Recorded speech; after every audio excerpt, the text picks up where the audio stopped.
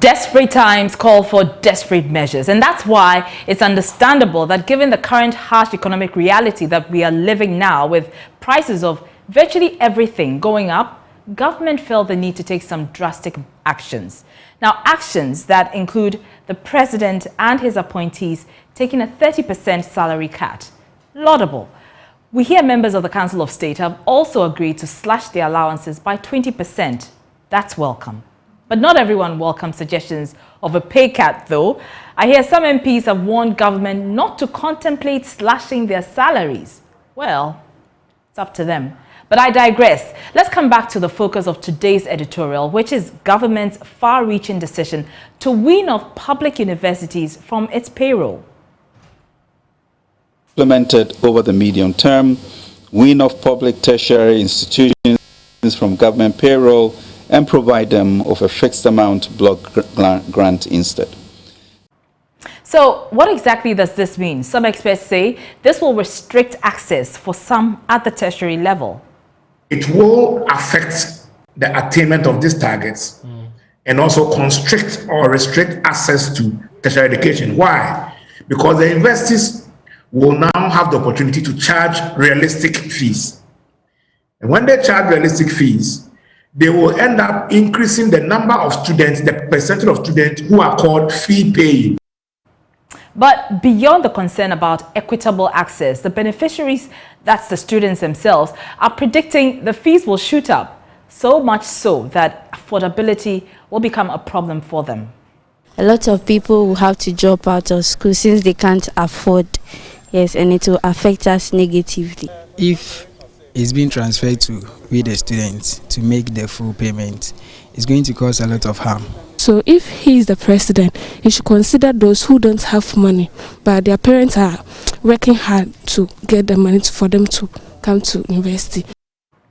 Of course, many in academia believe this is long overdue and that the universities can now charge appropriate fees to run efficiently. So it may be good for the economy, but for education, not so much. Here's why.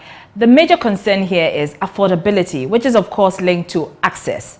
On the argument that the poor but brilliant may be squeezed out of tertiary education, government is pointing to institutions like the Student Loan Trust Fund, which may offer grants to such needy students.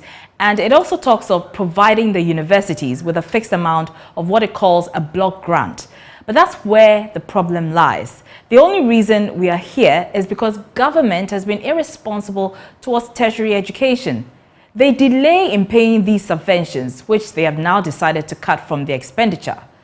The universities struggle for years without the much-needed subventions, so government is pretending that it is paying the chunk of the students' school fees, and yet they are not really paying them. So the students expect lower fees, and yet they are faced with paying more than they anticipated. You see?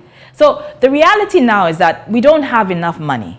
We cannot keep up with the idealistic plan we had in the 50s when we were trying to build our human resource and the university education was free and students were even treated to free food. I know this because my father benefited from that.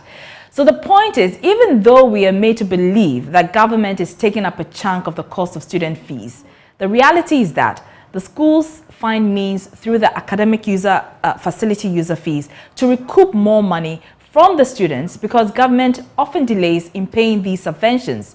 And can you blame them? They need to build new facilities, labs, lecture halls, equipment, and the like. And how do they fund it? By billing the students. So what to do now? Because they are very brilliant but poor people for whom the pursuit of tertiary education opens up so much more for them and their communities. The fact of the matter is that government must be realistic and decide it is paying only for people who desperately need that help and let the rest pay. The other concern is how will this decision impact on the government's flagship free SHS program? Because what this means effectively is that it is opening up the system at the senior high school level where thousands have found their way in and restricting access at the tertiary level. So here's an advice to the government by an economist who says they must hasten slowly. So if we want to do this, then let's think through this carefully. Let's carry out a study to ascertain how it can be effectively done.